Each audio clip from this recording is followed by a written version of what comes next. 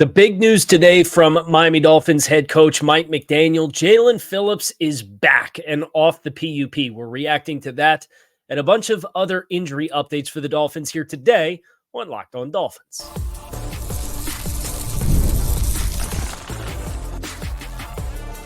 You are Locked On Dolphins, your daily Miami Dolphins podcast, part of the Locked On Podcast Network, your team every day. All right, Miami, welcome to another episode of Locked On Dolphins. It is your team every day. You're on the Locked On Network. I'm your host, Kyle Krabs, a lifelong Miami Dolphins fan, host of Locked On Dolphins, co-host of Locked On NFL Scouting. You can find our shows on YouTube or wherever you listen to your favorite podcasts. Tip the cap to our everydayers because it is your team every day. We don't just say it, we live it here on the Locked On Network. Today's episode of Locked On Dolphins is brought to you by LinkedIn Jobs. LinkedIn Jobs helps you find the qualified candidates that you want to talk to faster. Post your job for free at linkedin.com/LockedOnNFL. That's linkedin.com/LockedOnNFL to post your job for free. Terms and conditions do apply. JP is back. Fired up. Mike McDaniel hitting us with a haymaker right at the beginning of his Monday press availability. The Dolphins, of course, played on Friday. They have a joint practice this week with Washington. They play their next preseason game against Washington on Saturday. Probably won't see Jaelan Phillips for that, but that's really neither here nor there. The main news out of this, Jaelan Phillips has been doing a lot of work at training camp on the side as a member of PUP, doing things that emulate running in space or straining with pads or changing direction or sprinting at top level. So seeing how much work he's been doing was probably eye-opening for a lot of people that attended the public practices to see, Phillips is out here in a 15 jersey doing a lot of work. And to get the news now, after tearing his Achilles at MetLife on Black Friday, which was the end of November, to be cleared for effectively a practice. And they will, I'm sure, as they do with all of their players, strategically implement phasing him in to indie periods and some of the one-on-one type of stuff before they just throw him out there in team and say, okay, JP, you're cleared for contact. Everything looks like it's going to be back to normal. You passed your strength threshold in your calf. Go get it. They're not just going to throw him into the deep end of the pool. So the news, though, that he is at such a point where Jaelan Phillips is deemed to be acceptably out there from a recovery standpoint, and it's August 12th. Like, you are maybe worried, hey, is Phillips going to run up to the PUP until they have to make cut downs to get to 53 players, and then does he have enough opportunity to ramp himself up in the playing shape to be ready for the start of the season? Theoretically, this would suggest Jaelan Phillips will indeed be ready for the start of the season. Now, Mike McDaniel also said, when he was asked as a follow-up question about Jaelan Phillips in his press conference this morning, we'll see how his body responds. But if this dude's 25 years old, he tore his Achilles in November, and he's been cleared on August 12th for all football activities, and I've seen the kind of football activities that he's been doing in the first 2 weeks of training camp when I was down there with the team. This is a big development for the Dolphins on that edge room, especially because they came into the preseason game, right? Like, Phillips didn't dress, Chubb didn't dress, Agba didn't dress because they were protecting him. Chop Robinson didn't dress. Mike McDaniel alluded that he might have some bumps and bruises, but he could have played. Muhammad Kamara didn't dress. Cam Good didn't dress. They had like three edge guys, and one of the edge guys was Cam Brown, who's kind of a stack-off-ball linebacker. So you get Deshaun Hand playing some defensive end when they go with their over-under fronts. You've got Cam Brown, you got Grayson Murphy, and then you have Quentin Bell. And like, those were the guys playing edge for the Dolphins in this preseason game. Now, Jaelan Phillips ain't going to help you in preseason workload, and that's fine. You don't need him to. They actually signed somebody, the Dolphins did this morning, for that edge group. Although I think that edge group addition is probably a bad sign for Grayson Murphy, who played a really good game. I'm about halfway through grading the defensive coaches film. We're going to do a coaches film grades show a little later, either today or tomorrow, depending on when I get all that done. But Murphy played a really good game as far as presence against the run, whether that's in short yardage situations, like in the low red zone when he turns back the run from the tight end or to outside the tight end and allows Patrick McMorris to cut underneath him and make a tackle for loss. The very first play of the game, Murphy gets upfield, redirects, bounces off a blocker, makes a tackle for loss, a 3-yard loss.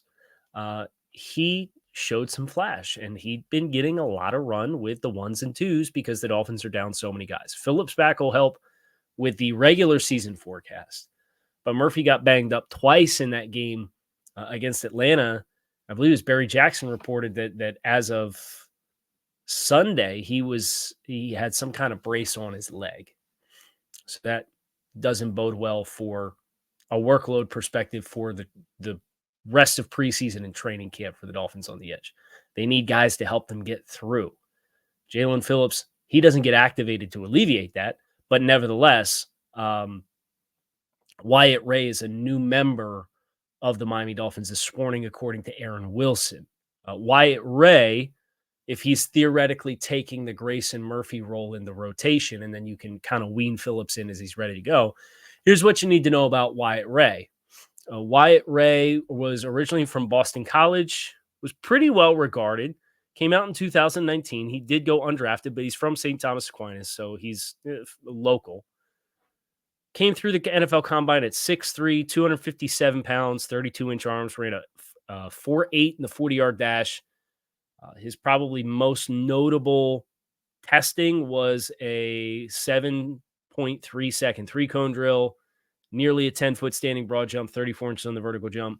So there's some change of direction and bend. There's some lower body explosiveness for a guy that's around 260 pounds.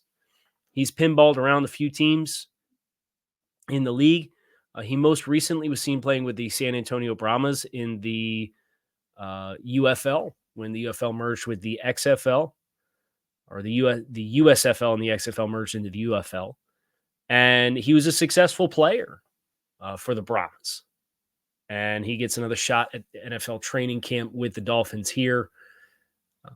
Maybe gets a practice squad spot. I could kind of see that being the kind of forecast for him, especially since we know a 53 spot from the jump and not a reserve player spot is going to be occupied by Jaelan Phillips. Now, Mike McDaniel gave some injury updates to some other spots along the roster as well. We're going to get into that next here on Locked On Dolphins, starting with the wide receiver room. Stick with us. When you're hiring for your small business, you want to find quality professionals that are right for the role, and that's why you have to check out LinkedIn Jobs. LinkedIn Jobs helps you find the right professionals for your team faster and for free. LinkedIn is not just another job board. LinkedIn helps you hire professionals you can't find anywhere else, even those who aren't actively searching for a new job but might be open to the perfect role. And in any given month, over 70% of LinkedIn users don't visit other leading job sites. So if you're not looking on LinkedIn, you're looking in the wrong place. On LinkedIn, 86% of small businesses report getting a qualified candidate within 24 hours. So hire professionals like a professional on LinkedIn. Post your job for free at linkedin.com/lockedonnfl. That's linkedin.com/lockedonnfl. Post your job for free. Terms and conditions do apply. We also got some good news at wide receiver. Maybe not the good news you were hoping for if you were hoping to see Odell Beckham Jr. return to practice and himself get activated off the PUP. Mike McDaniel alluded to that as a week-to-week affair. And I know people carry all this scar tissue from the Byron Jones thing with Mike McDaniel, right? But I can think of instances last year where week-to-week was sometimes 6 weeks. I can think of week-to-week being 2 weeks. Everything that we have heard from Mike McDaniel to this point is that they weren't blindsided by the extra work that Odell needed to get in playing shape. They were comfortable where he was at. And we've seen him in practice over the past week on the far field, doing sprints, running, building himself up and ramping up his own individual period. And that's the unfortunate reality with Miami having a lot of players that are in different chapters of their careers. You don't necessarily just show up, push play, and practice every single day at full tilt. I think that's what makes a guy like Jalen Ramsey as special as Jalen Ramsey is that he's capable of doing that as a cornerback and a defensive back near the age of 30, right? But we do get Erik Ezukanma back. And this is a big development because I'll tell you what, I'm done the offensive side of the coach's film from the preseason game against Atlanta. And while Mike White and Skylar Thompson did not play well, I can think of Braylon Sanders. I can think of Jaquan Burton. I can think of Kyrick McGowan. I can think of Willie Snead. These guys left some plays out on the field, man. And that was the vast majority of that wide receiver room, right? Because Tyreek Hill and Jalen Waddle didn't play. Odell Beckham's on PUP, so he obviously was a non-participant. Braxton Berrios did not participate. It was River Craycraft, who I thought had a strong performance. Again, we'll get into all the reactions, the coaching film nuance of the Dolphins preseason win over Atlanta with the show either today or tomorrow. But the rest of these guys that were getting run, I mean, Miami was almost exclusively a 12 personnel team until Tanner Conner went down, because they had Tanner Conner out there at tight end. They had Jody Fortson, who was rotating in at tight end. And then they had Hayden Rusi, the undrafted free agent, as an inline player who kicked some tail in that game against Atlanta. So to get Erik Ezukanma, knowing what's at stake for Erik Ezukanma, is I think the most notable development for Miami, because Ezukanma, as a 4th-round pick, I think his grace period is probably gone. They seemed to have a role for him last year, a specific vision for him. When he went on IR, felt like that was the reaction. The reaction to that was the Chase Claypool move to try to get a guy in that they could tailor some reps for and be a really good physical blocker and a guy who can win vertically down the field and attack the football and make some chunk plays. And Chase just never caught the ball, and he never learned the offense, right? So that was the year 1 issue for Ezukanma, was transitioning from Texas Tech, all the nuance of the playbook, wasn't ready to play. Okay, he's a 4th-round pick. Developmental, that's totally fine. Looked like last year's going to make the jump, has a regression with some kind of pre-existing neck issue, gone for the year. Now, you're in year 3 in a crowded wide receiver room, and I will say it's a crowded wide receiver room. I know we're underwhelmed by what the depth players look like, but listen, gang, we got Tyreek Hill, Jalen Waddle, Odell Beckham, River Craycraft, Malik Washington, Braxton Berrios. That's 6. You could theoretically carry 5. If you don't want to carry Braxton Berrios, you want Malik Washington to do some return stuff, and he got some looks at doing that in the first preseason game. Do I think they ultimately carry 6? Yes. But I just named 6 guys and don't have Erik Ezukanma on the list. And he was not a top 100 pick. He was a 4th-round draft selection. You want those players to hit for you. That's really where you can win the margins of the draft. But he's coming into year 3, and now he hasn't practiced in 2 weeks. It's go time for Erik Ezukanma. And not only is it go time, he's got to win reps. You can't go out here against the Storm Ducks. And look, Storm Duck's been a good player for the Dolphins as an undrafted free agent this year. You can't go out there against a rookie undrafted free agent or a Nick Needham or a Saran Neal and have your lunch taken at this stage of the game as a wide receiver. The numbers are too tight. You have not done enough to be given that grace as a 4th-round pick coming into year 3. So I don't know what the Erik Ezukanma issue was, but this is a massive opportunity for him. This is a massive opportunity, and an opportunity for the Dolphins to get some diversification in their wide receiver room like we've been hoping that they were going to get. I think they can still resolve that with the overhauled tight end room. But Ezukanma is the one that blurs the lines. You think about all these successful wide receivers with the Rams, the Puka Nakuas of the world. It just looks like they got another one with Jordan Whittington, who blew up in the first preseason game, and you knew he was a baller at Texas. He was just never a volume player, but he's a big physical guy with strong hands who could catch the ball. And McVay, the way Sean McVay capitalized on Ben Skoranek, the Notre Dame wide receiver, who's no longer with the team, but he was all the rage because he was kind of like a Tanner Conner type player, but they played him at fullback and tight end and split end and in the slot. And it blurred the lines of we're in 11 personnel, but really we might be in 21 personnel looks, and asking him to do 21 personnel as a fullback type stuff, even though you were in 11 personnel. So as an opposing defense coordinator, how the heck do you call that? Are we in base? Are we in nickel? Are we in big nickel? You don't know. There's no personnel tell there. And that's what Erik Ezukanma can be for Miami. But the time is now. And that's why I was so pumped up to hear that Erik Ezukanma was back and a piece of the picture for the Dolphins in practice.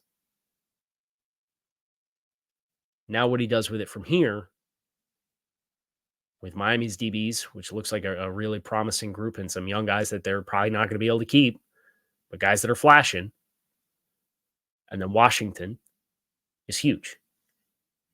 Speaking of Tanner Conner, we heard from Mike McDaniel on Tanner Conner, in addition to some other updates coming your way as we kick off week 2 of the preseason. That's next here on Locked On Dolphins. Stick with us. Passion, drive, and patience are not just the formula for winning championships. It's also what keeps your ride or die alive. eBay Motors has everything you need to maintain your vehicle and level it up to peak performance, from superchargers, roof racks, exhaust kits, LED headlights, and more. Whether to speed, power, or style, eBay Motors has got you covered with over 122 million parts for your number one ride or die. You'll always find exactly what you're looking for, and with eBay's Guarantee Fit, your part is guaranteed to fit your ride every time, or your money back, because with eBay Motors, you're burning rubber and not cash. With all the parts you need at the prices you want, it's easy to make your car the MVP and bring home the dub. Keep your ride or die alive at ebaymotors.com. Eligible items only. Exclusions do apply. eBay Guarantee Fit available only to U.S. customers. So the Dolphins had some bumps and bruises throughout the course of this game against Atlanta, but I think it's always telling when you have an injury or you have an issue, and what personnel moves does the team make on the heels of that? That's why I look at the Wyatt Ray signing this morning as probably an indictment of the situation for Grayson Murphy. Kion Smith, we found out, did tear his ACL with the injury that he suffered early in that game against Atlanta. And it's a huge, huge, huge bummer for Kion Smith. I think it is important to frame the perspective of who Kion Smith was as a player for the team, but first and foremost, as a person, you're bummed for the person. And Mike McDaniel talked about that too. As a player who's been really aggressive in kind of recreating himself within a way that was going to allow him to compete, to be in a bigger role on the depth chart for the Dolphins. And to have him, Mike McDaniel said, watch him process a season-ending injury is a really hard thing. So we're sending our best wishes to Kion Smith. This was your 5th tackle. I don't think Kion Smith profiles projected or particularly well as a guard. Maybe there's continued long-term development there. And one of the ways which maybe Kion can take advantage of this year and being on the reserve list is that studying of, he had such a long way to go as a tackle, and it appears like he's made all of those gains. Kion, now potentially you can make those studies, and now that you've made some ground to tackle, maybe now you could start to make some ground as an interior offensive lineman. And this time next year, we're talking about you as a really intriguing swing utility option. And that was one of the things I asked Mike McDaniel about, weighing out getting guys reps in an individual spot to let them grow and develop versus letting them cross-train. And how do you weigh that risk and reward and the investment of time out in training camp? I asked him that the first week of camp. And Mike's quote was something along the lines of, guys have to, if you're an established player and we know what you are, you're going to practice in your spot.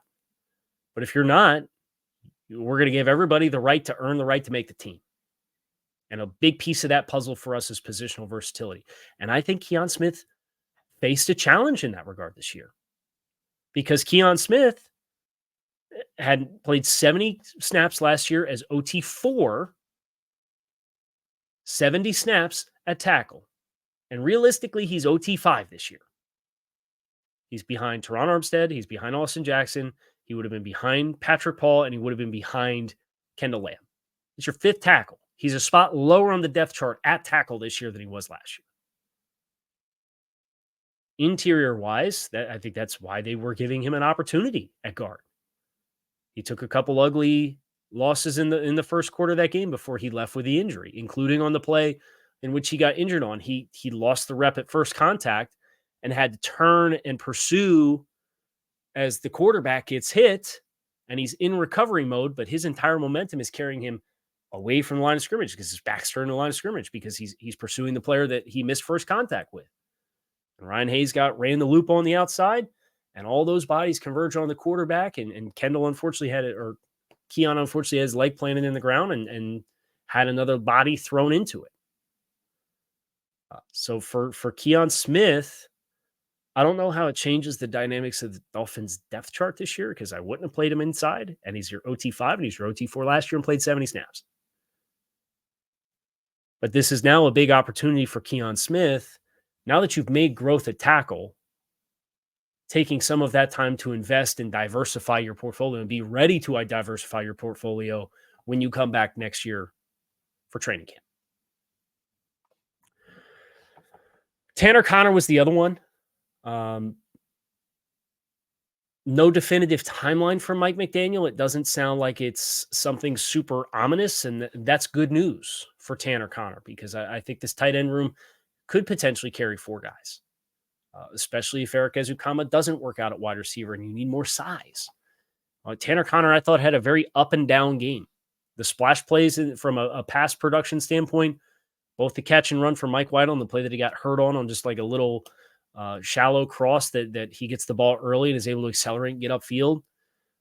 The big explosive play from Skylar Thompson in that hole in zone coverage where the corner drives on the slot receiver, runs kind of a little stick, and he just runs the vertical on the outside, and that corner drives hard on the stick, expecting Skylar's going to throw the underneath player, and Skylar throws through it to Tanner Conner. Tanner makes a really nice play with the ball in his hands up on the sideline, slips it, and then is off to the races. That kind of element as a depth player and a complementary passing game player at tight end, maybe there's a conversation for, but he's got to be healthy to earn it. So that's, for me, the fact that he's not a gloom and doom scenario as far as, it's a season-ending injury for Tanner Conner. I think that's good news. But the Dolphins, from a numbers game perspective, it's not just up to Tanner Conner, I don't think. There's going to be strategic decisions as far as who you carry in what rooms that's going to help make that decision one way or another, because I don't think Tanner is as far along as a blocker, certainly as Julian Hill, certainly as Durham Smythe. I would say he's been ahead of Jody Fortson in all phases at training camps thus far.